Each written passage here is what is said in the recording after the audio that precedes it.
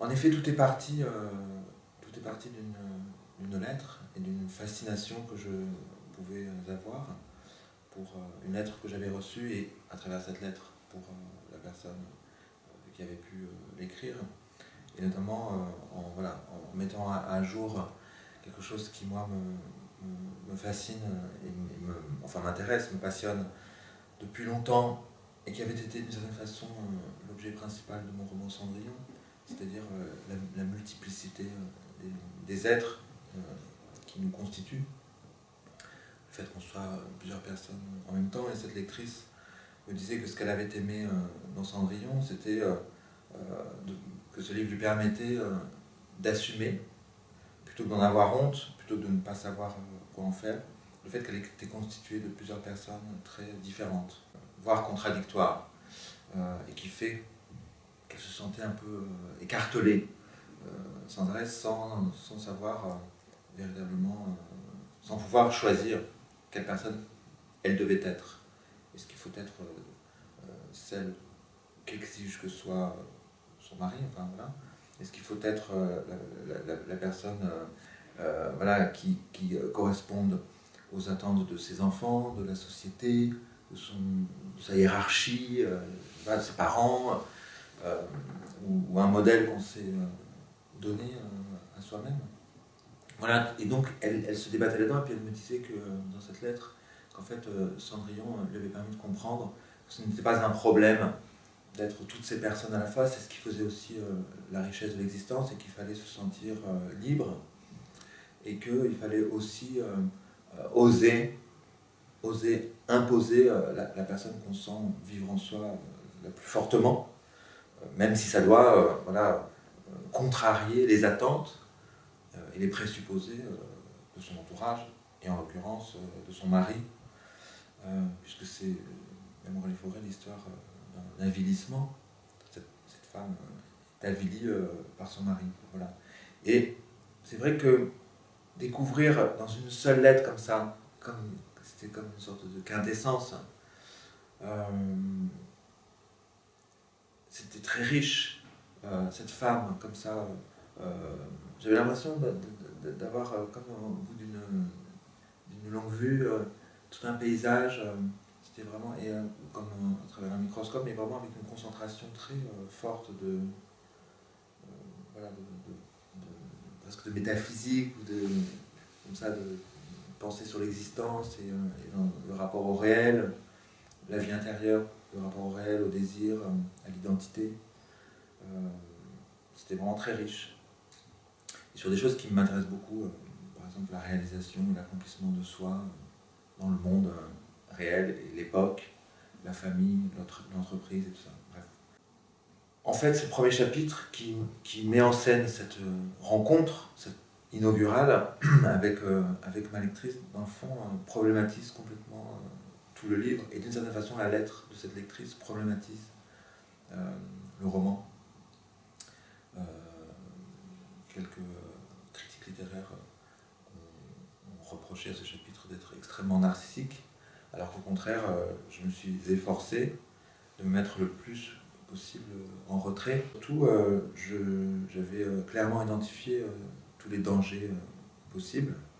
Le premier d'entre eux étant qu'on me reproche de me mettre en avant, en produisant la lettre d'une lectrice admirative, fascinée par mon roman, tout ça. Ce qui est génial avec les lettres de lecteurs, c'est que ces lettres parlent moins des livres, en fait, tels que les écrivains les ont écrits, que de la lecture que ces lecteurs en font. Et ça, c'est absolument génial. Et c'est ça aussi qui différencie un peu les lettres de lecteurs des critiques faites par les critiques littéraires. C'est que souvent, les lecteurs, les critiques littéraires n'ont pas à raconter leur vie dans leurs articles, mais les lecteurs, souvent, le font. Dans la réalité, tout est parti de cette lettre. J'ai rencontré cette lectrice une première fois, puis une seconde. J'avais pas tellement envie de la revoir, parce que elle m'avait intéressé, mais voilà, et puis je vais pas développé des amitiés avec tous mes lecteurs et toutes les personnes qui m'écrivent des lettres, même si ces lettres sont très belles. Mais j'ai senti qu'il y avait une vraie urgence chez cette femme, et donc je l'ai revue. Et là, elle m'a raconté sa vie pendant quelques heures. Et ça m'a terrifié, ce qu'elle m'a raconté, et ça m'a vraiment profondément affecté, troublé. Il y avait énormément de douleur. Et je dis souvent que moi, je pars toujours d'un ressenti extrêmement profond pour écrire mes livres. Et souvent, c'est la révolte, c'est un très profond sentiment d'injustice ou la douleur. Et là, il y avait vraiment une douleur chez cette femme que m'a fait partager. Et le décalage qu'il pouvait y avoir entre ce qu'elle vivait, ce qu'elle s'imposait d'une certaine manière de vivre, parce que théoriquement, en théorie, en démocratie comme ça, et au XXIe siècle, chacun est censé pouvoir jouir de toute la liberté possible et donc de pouvoir fuir sans problème les personnes qui vous font du mal. Or, cette femme était vraiment séquestrée et se séquestrer elle-même dans une situation qui était intolérable, alors qu'elle avait énormément de qualités. Elle avait un métier, elle était prof de français, agrégée, très intelligente, cultivée, sensible et ça. Et le hasard a fait que, à peu près au même moment, je me suis retrouvé en correspondance avec d'autres femmes en situation de harcèlement conjugal. Il faut donc croire que c'est un mal vraiment très communément partagé aujourd'hui dans notre société, pour qu'un écrivain comme moi soit sur une période relativement brève, après la sortie d'un livre, en correspondance épistolaire avec plusieurs femmes vivant à peu près la même chose. Et là, j'ai senti que mon écriture avait à faire avec ça, sans doute parce qu'elle renvoie chez moi des choses très profondes, qui est la peur de rater sa vie, la peur des situations d'enfermement, la crainte de ne pas vivre la vie que j'aurais voulu vivre, la crainte de trahir mes espérances les plus belles et les plus anciennes. Et je savais qu'un jour, j'écrirais un livre qui irait dans ces questions-là, de l'entrave au sein du couple et de la vie conjugale. Mais je n'avais pas le livre. C'est pas là. J'avais juste cette idée. Donc j'ai écrit le système Victoria. Et à la sortie du système Victoria, j'ai rencontré une autre femme, par hasard, dans un train. Celle-ci m'avait vu à la télévision quelques jours plus tôt, et elle m'a demandé d'écrire sa vie. Elle m'a dit qu'en me voyant à la télévision, elle s'était dit, c'est cet écrivain qui doit raconter ce que j'ai vécu. Et le hasard a fait qu'on s'est retrouvés assis l'un à côté de l'autre dans le train quelques jours plus tard. J'ai perçu ça comme un signe, donc je l'ai interrogé dans le train, j'ai demandé de quoi il s'agissait, et par la plus grande des coïncidences, assez fascinante d'ailleurs, le récit qu'elle voulait me faire était un récit d'enfermement et de harcèlement conjugal. Et on s'est revus, et je l'ai interviewée assez longuement, et je suis parti de son histoire à elle, et pas de l'histoire de la femme qui m'avait envoyé cette lettre, produite dans le premier chapitre de mon livre. Cette femme ayant été, d'une certaine manière, le déclencheur de ce désir. Mais l'histoire que m'a racontée la femme rencontrée dans le train était une histoire beaucoup plus puissante et forte. Et surtout, c'est ça qui est important de dire, c'est que lorsque cette femme dans le train a commencé brièvement et schématiquement à me raconter sa vie, en la résumant, la forme de mon livre est advenue, une sorte de fulgurance comme ça. C'est-à-dire que là, le livre existait. C'est-à-dire que l'idée de Bénédicte Ombredane est née à ce moment-là, un personnage de fiction, s'inspirant de toutes ces femmes que j'avais rencontrées, avec lesquelles j'avais été en relation. Et puis, le livre, tel que vous l'avez lu, sous cette forme-là, avec le premier chapitre, me mettant en scène en terrasse du Nemours et rencontrant une lectrice, puis dès le second chapitre, une fiction conduite par la troisième personne du singulier, en l'occurrence elle, Bénédicte Ombredane, et puis le fait que je ressurgisse un peu plus tard, et puis l'apparition de la sœur, etc. Tout ça est vraiment apparu voilà, dans le train voilà, d'un bloc, tout mon livre, avec sa forme, c'est-à-dire son principe narratif.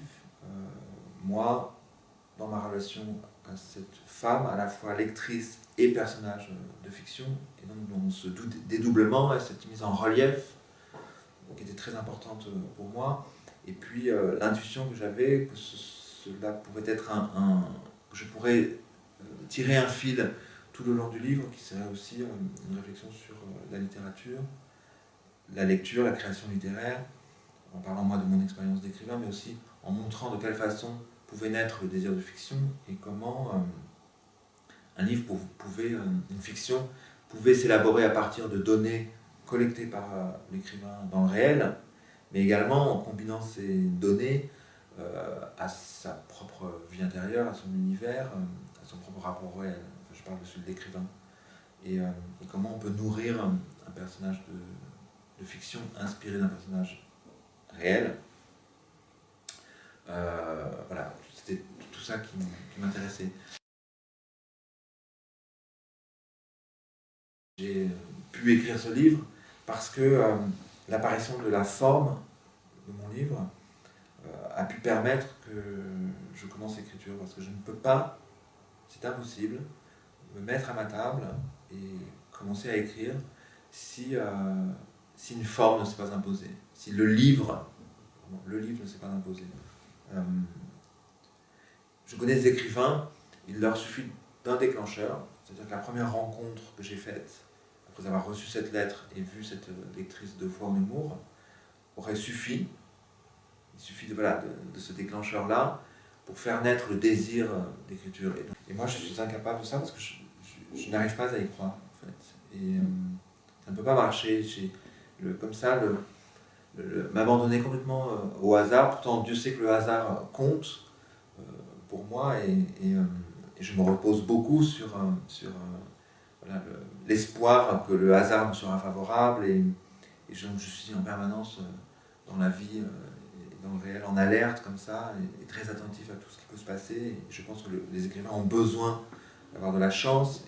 Mais dans l'écriture, m'abandonner complètement comme ça au pur instinct, en partant juste d'une étincelle, sans savoir du tout où je vais, et en comptant sur le phénomène d'écriture, le processus d'écriture, et le livre se faisant pour savoir où je vais et quel est ce livre, et quelle est la forme de ce livre, cette forme apparaissant au fur et à mesure, ça ne peut pas marcher, ça ne marche pas. J'ai vraiment besoin d'avoir le livre presque dans sa globalité, et de savoir très précisément où je vais, sans savoir comment.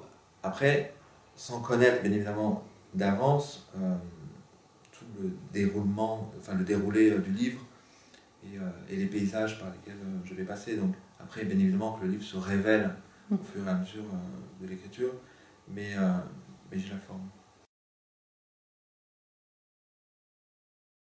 L'idée d'appeler mon roman Bénédicte Ombredane ne m'est pas venue.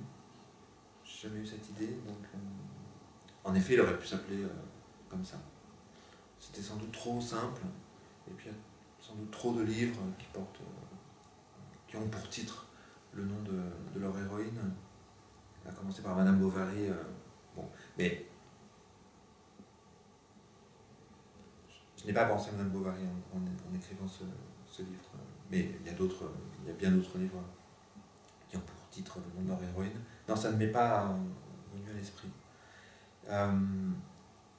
Je déteste, quand j'écris un livre, ne pas avoir de titre. Donc je trouve toujours des titres provisoires. L'idéal étant que le titre provisoire soit le titre définitif, c'est-à-dire de trouver le bon titre du premier coup et dès le début. Mais assez vite, j'ai besoin d'avoir un titre sur mon document Word et que la première page, il y ait mon nom et le titre du livre. J'ai toujours fait ça. C'est mon 6e roman et j'ai toujours écrit mes livres en ayant un titre. Le titre que je choisis au départ est rarement le titre qui sera le titre définitif du livre. Même Cendrillon, c'est venu assez tard. Je tournais autour de Cendrillon, mais voilà. C'était des titres plus longs. Bien, un soir, après avoir passé une journée à écrire, j'ai trouvé ça très beau, L'amour et les forêts, puisque la phrase en question, c'est Bénédicte Ombredane me dit au Nemours qu'elle préfère ce en quoi il est possible de se dissimuler, de s'enfuir, l'amour et les forêts, l'automne, la nuit. Et puis je me suis rendu compte, au fur et à mesure que j'avançais dans l'écriture du livre, que ce titre était incroyablement juste. Je le trouvais beau, et surtout je le trouvais très juste, et surtout je trouvais beau dans son rapport au texte, c'est-à-dire qu'il n'était pas illustratif. D'une certaine manière, il se décalait un peu, et créait une forme de distance comme ça, très poétique, très impressionniste en fait, qui me plaisait. Parce que ce n'est pas un livre sur le harcèlement conjugal, mais ça l'est aussi. C'est un livre sur l'écriture, c'est un livre sur moi, c'est aussi un autoportrait, c'est un portrait de femme, c'est un livre sur comment on vit ses espoirs, c'est un livre sur l'idéalisme, c'est un livre sur la déception, c'est un livre sur les compromis que l'on doit faire voilà, dans la vie, tout ce dont nous sommes, dès lors qu'on se marie ou lorsqu'on partage son intimité avec une autre personne, etc. Il y a beaucoup de choses, et puis c'était aussi un livre sur le symbolisme, sur mon amour pour Villiers d'Adam, Mallarmé, Huysmans, Metterling, donc j'avais très envie de revenir à ce qui est la source de mon désir d'écriture, et toute mon écriture et mon désir d'écrivain viennent de là, de ces lectures que j'ai faites, fondatrices, lorsque j'avais 18 ans. Et je voulais, avec ce roman, revenir à cette source-là. J'ai toujours évoqué, dans le Morin les Ménages, dans Cendrillon, ou même peut-être dans le système victorien, mais là, voilà, c'est vraiment la source du livre. Et L'amour et les forêts, je trouve, était un titre qui parlait très bien de tout ça.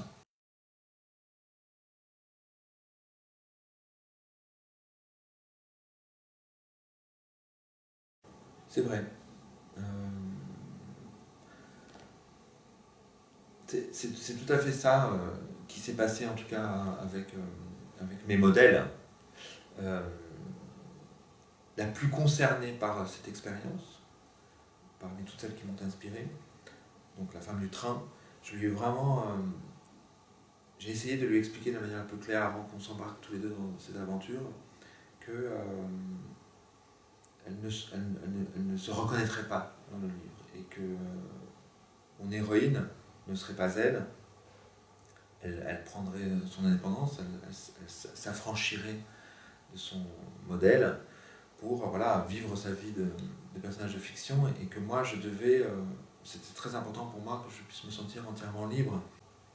Et ce ne serait intéressant que si je racontais de nouveau cette histoire non comme si je l'avais entendue, mais comme si moi-même je l'avais vécue. Ça ne m'intéressait pas de partir de ce qu'elle était, elle, la femme du train. Ce qui m'intéressait, c'était son histoire. Et je pense que son histoire, elle est emblématique de ce que beaucoup de femmes peuvent vivre dans une situation de harcèlement conjugal. Donc je pouvais tout à fait prendre ces rouages narratifs, tout cet enchaînement de faits, et transplanter ça dans un tout autre univers, chez une autre femme, et cette femme-là, je l'inventerais. Et cette femme-là, ce serait moi d'une certaine façon. À l'épreuve de français, elle a adoré Cendrillon, elle s'est reconnue dans ce qui est un autoportrait. Cendrillon est un autoportrait, c'est un manifeste existentiel et esthétique, à travers lequel j'ai énoncé un certain nombre de choses me concernant. Je voulais dire qui j'étais, quel était mon rapport au réel, pourquoi les livres que j'ai écrits le sont de cette façon et pas d'une autre. Voilà, un livre très personnel. Et cette femme, mon héroïne de fiction, Bénédicte Tombrodane, que je présente dans le premier chapitre de mon roman, me dit à quel point elle s'est reconnue dans ce livre, ce qui m'autorisait moi à investir le personnage de Bénédicte Tombrodane exactement comme si je parlais de moi-même, puisque d'une certaine façon, on est très... cette femme est un double de moi-même, et nous sommes... voilà, nous avons une sensibilité parente, et donc j'ai nourri le personnage de Bénédicte Tombrodane de tout ce que je suis à nouveau. Et c'est ça qui était très fort et très agréable pour moi, et assez vertigineux, c'est que je suis descendu très loin dans la vie intérieure de cette femme, à travers les situations qu'elle rencontre, les événements qu'elle vit.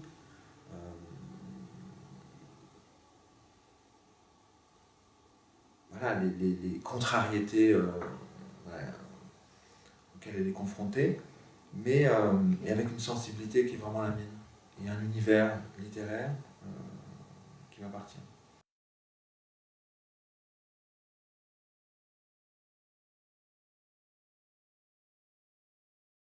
Oui, c'est quelqu'un qui se rêve beaucoup et qui rêve beaucoup.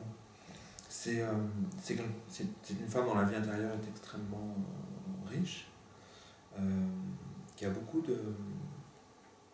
qui a une grande richesse intérieure, qui a beaucoup d'attentes, beaucoup d'espoir, qui est une grande idéaliste, mais qui n'est pas très armée pour se débrouiller dans le réel.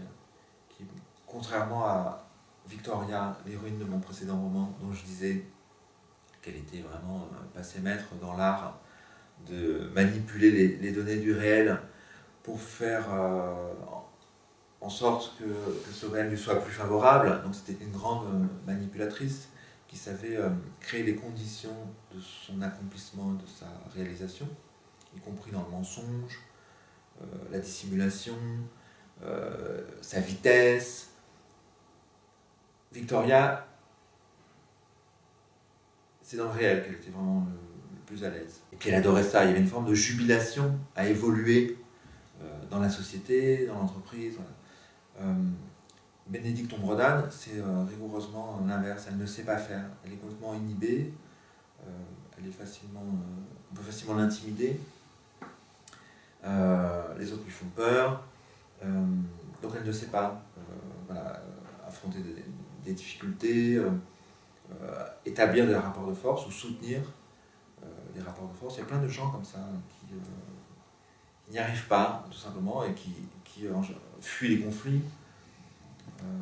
Je suis un peu comme ça, à vrai dire. Je déteste les situations de conflit, je déteste les difficultés dans le réel, donc j'ai toujours tendance à fuir un peu le théâtre des opérations lorsque celui-ci voilà, commence à devenir un peu risqué. Et Bénédicte Tombrodane est exactement comme ça. Donc c'est quelqu'un qui se réfugie voilà, dans son monde intérieur et qui se raconte des histoires et rêve beaucoup. Et donc oui, elle est personnage pour elle-même à travers ses espérances, ses rêves. Et une fois de temps en temps, par fulgurance comme ça, parce qu'elle cède à un accès de colère ou de révolte, elle arrive à agir voilà, dans la réalité.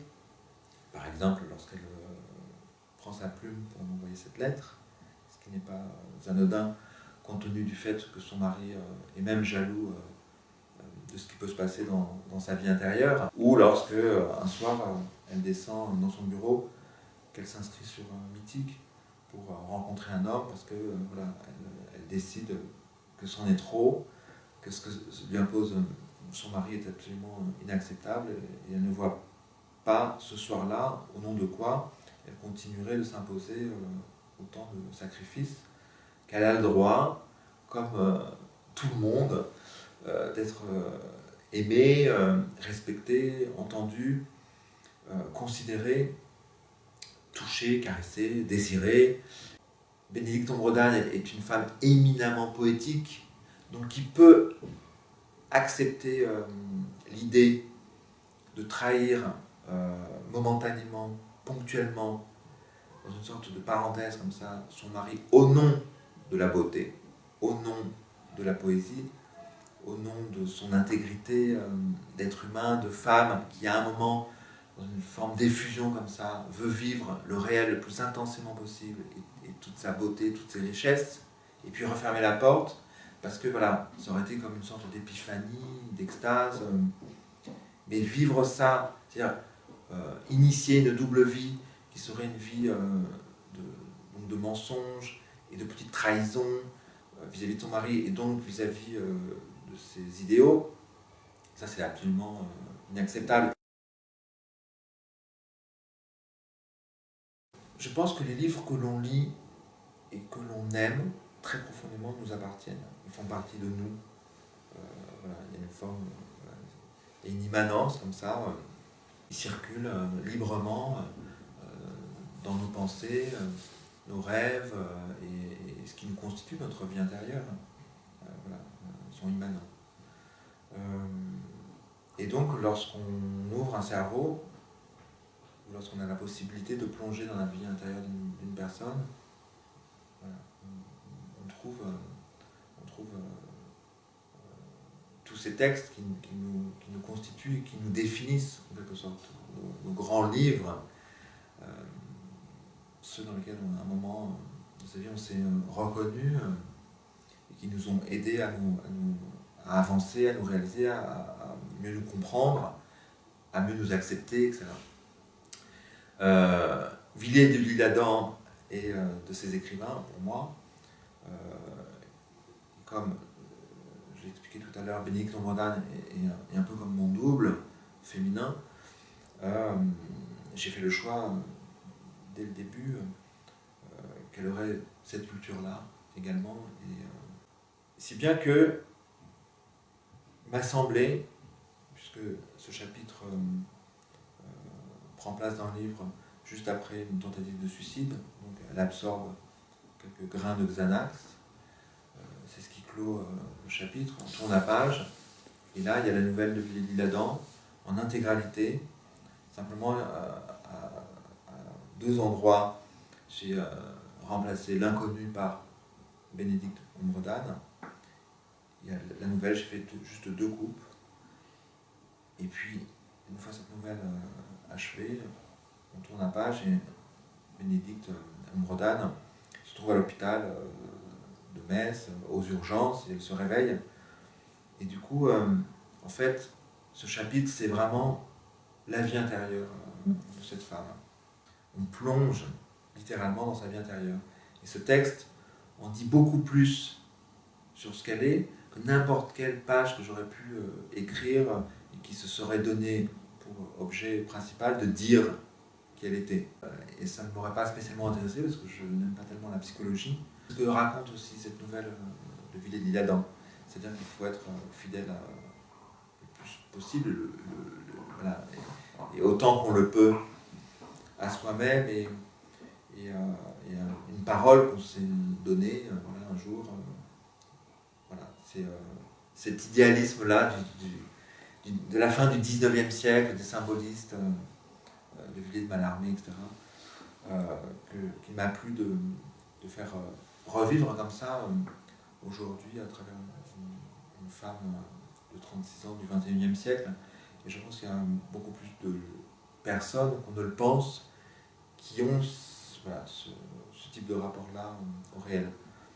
Par ailleurs, il y a quelque chose, parce que là on parle de 19e siècle, de symbolisme, et moi je suis très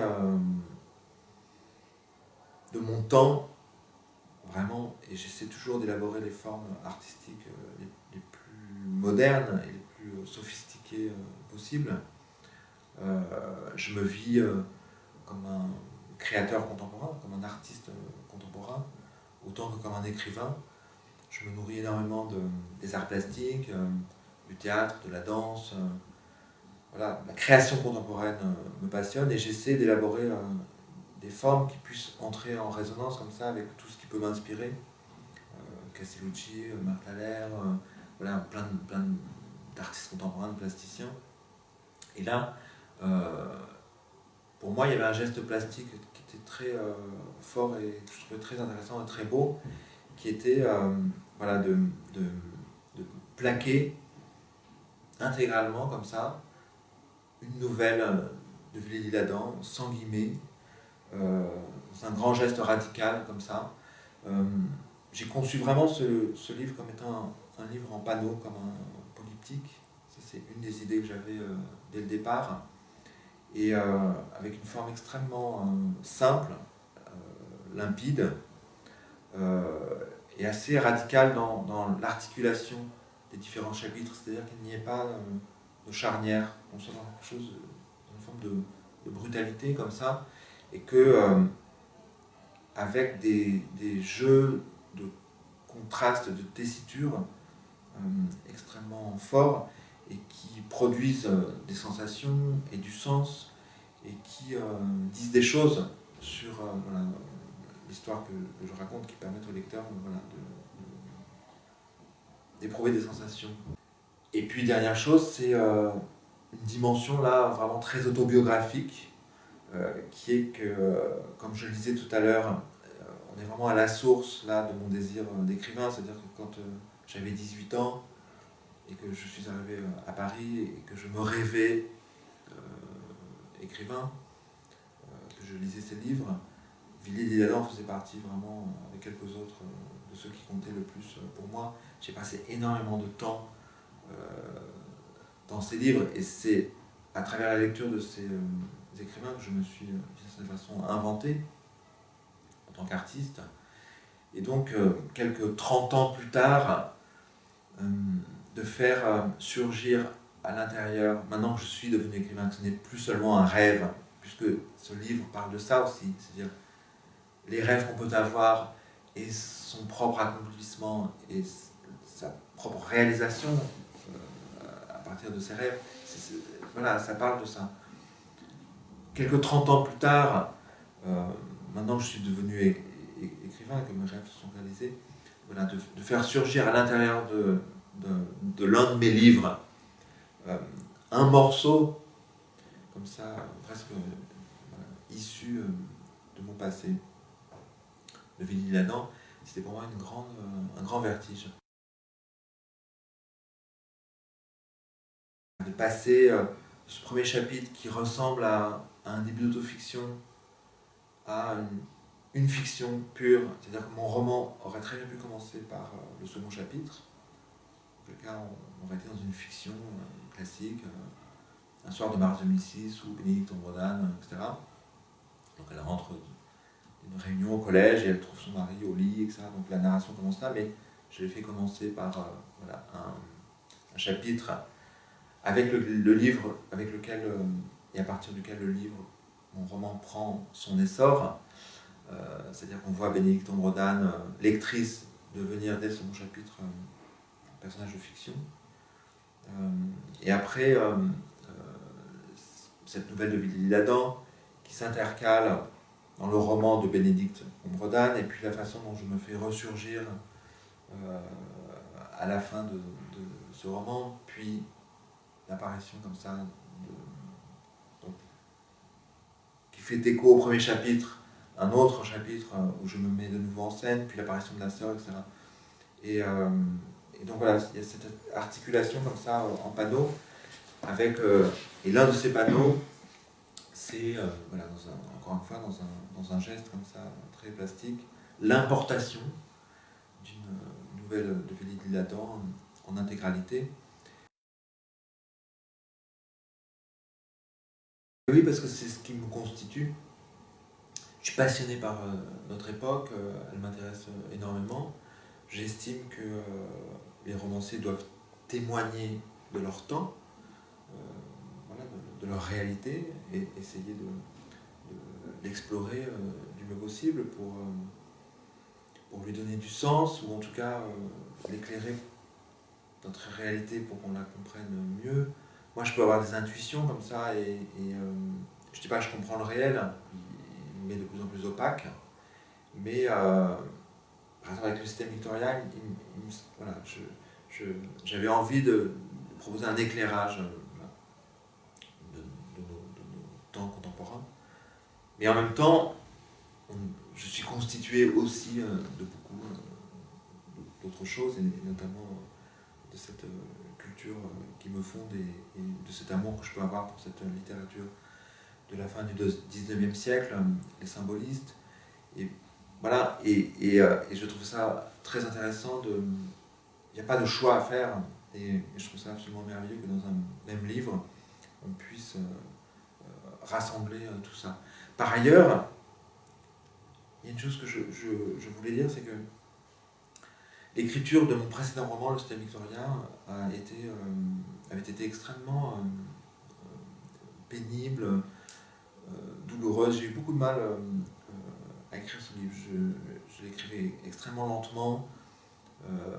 Je m'étais mis trop de contraintes. J'aime beaucoup Le Système victorien, c'est un livre que j'assume à 100%. Mais l'écriture n'a pas été... j'ai pris assez peu de plaisir en fait à l'écrire. Voilà. Il y avait un vrai désir. Il y a des passages que j'ai adoré écrire, mais globalement, c'était assez difficile. Il y a des livres comme ça. Alors ça ne préjuge en rien de la qualité ou de la beauté du livre in fine. On peut écrire très facilement des livres qui ne sont pas intéressants. Et on peut souffrir atrocement de l'écriture d'un livre et au bout du compte que ce livre soit absolument merveilleux et produise à l'inverse un effet de jubilation sur le lecteur. C'est-à-dire que la plupart de ceux qui ont lu et aimé Le Système victorien le décrivaient comme une espèce de page turner. Quand on en commençait la lecture, on ne pouvait pas s'arrêter, etc. Donc avec une forme d'énergie comme ça et de vitesse. Or, je ne l'ai absolument pas écrit de cette façon-là. C'est ce que je visais, mais ça a été extrêmement difficile. Et donc, je m'étais promis, en commençant ce livre, que je ne me mettrais absolument aucune contrainte. J'avais décidé que je prendrais des plaisirs. J'avais décidé que je serais libre. Ça, c'est très important, d'être le plus libre possible. Et donc, je m'étais dit, il faut que tu puisses te mouvoir le plus facilement possible. C'est-à-dire qu'il faut que tu puisses aller là où il y a de la richesse, en permanence. Et donc, si à un moment tu n'as plus envie de dialogue, il n'y a pas de dialogue, tu vas en style indirect libre. À un moment, le dialogue, il y a des tirés, d'autres fois il n'y en a pas, c'est pas grave. Il faut que tu puisses en permanence aller là où t'appelle le texte.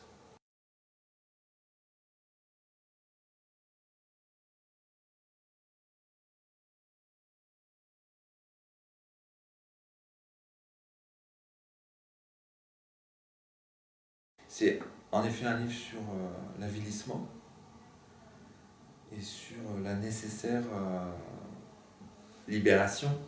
Il faut se libérer de tout ce qui peut nous entraver. Et en effet, lorsque je parle de Cendrillon et du système victorien, il y a ça, la question de la libération. C'est-à-dire qu'on peut se trouver vraiment avili, terriblement avili par le succès d'un livre ou par la réussite d'un livre, lorsqu'on a le sentiment d'avoir réussi quelque chose, ce qui ne veut pas dire que le livre est dans l'absolu une grande réussite, mais dans ma vie, Cendrillon a été un événement très important. J'ai eu le sentiment en l'écrivant et après l'avoir terminé, d'avoir écrit le livre que j'avais toujours rêvé d'écrire. Et en ayant vraiment mis à l'intérieur tout ce qui me constituait. Voilà, c'est un grand geste radical, comme je le dis dans le livre, faire un grand feu littéraire de ma personne. Voilà. Et donc, que faire de ce sentiment d'accomplissement une fois qu'il a... Voilà, voilà, que faire de ça? Et donc s'en libérer. Et Du coup, ce que je dis sur le style victorien, c'est moins un jugement sur le livre, parce qu'il n'y a pas de jugement sur le livre, c'est surtout pour qu'on vienne me dire, mais non, ce livre est très beau, ne t'inquiète pas. C'est vraiment la question du doute qui est là en jeu, c'est-à-dire le doute de l'écrivain. Et j'avais envie, en effet, d'inviter le lecteur à pénétrer l'intimité de l'écrivain. Et voilà, donc, il y a un Cendrillon et ce sentiment d'accomplissement, ce sentiment d'indépassable, et voilà, prisonnier d'un livre. Et puis, le livre d'après, on voit l'écrivain empli de doutes, parce qu'il est toujours avec ces deux livres. Et dans le fond, ce que ça indique, en effet, c'est la nécessité de se libérer de tout ça et d'être libre. Et donc j'ai écrit La mort des forêts, qui est un livre dans lequel, je l'ai dit tout à l'heure, il était très très important pour moi d'être le plus libre possible. Et donc c'est la prise de conscience du fait que il ne faut pas se sentir écrasé ou entravé par les livres que l'on a écrits, qu'ils aient été des succès ou pas, de grands succès ou pas, qu'ils aient représenté pour l'artiste une forme de sommet indépassable de son œuvre. Il faut être, il faut agir, il faut être le plus fidèle à soi-même, le plus libre possible, et peu importe, en fait. Voilà. Et parce qu'on peut se trouver très intimidé par ce qui s'est produit dans sa vie d'artiste. J'en ai pas mal parlé avec des amis qui ont des succès très très forts, publics et critiques et artistiques, notamment avec Pascal Rambert, après Culture de l'amour, qui a un texte merveilleux, un succès mondial. Voilà. Et Culture de l'amour a été pour Pascal Rambert un peu comme Cendrillon dans mon parcours d'écrivain. Et c'est vrai que c'est très inhibant. Voilà.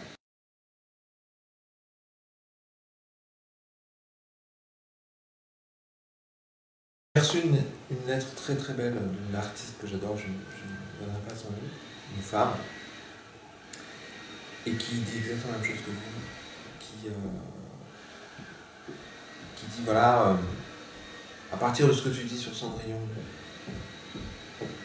au début du livre, puis sur le style victorien, à la fin, tu nous montres, avec ce livre, qu'en fait, tu dis je vous emmerde, fuck, et je suis. Et en fait, elle a raison. Je me suis libéré de quelque chose avec ce livre, de me libérer de tout ça, pour vivre en fait.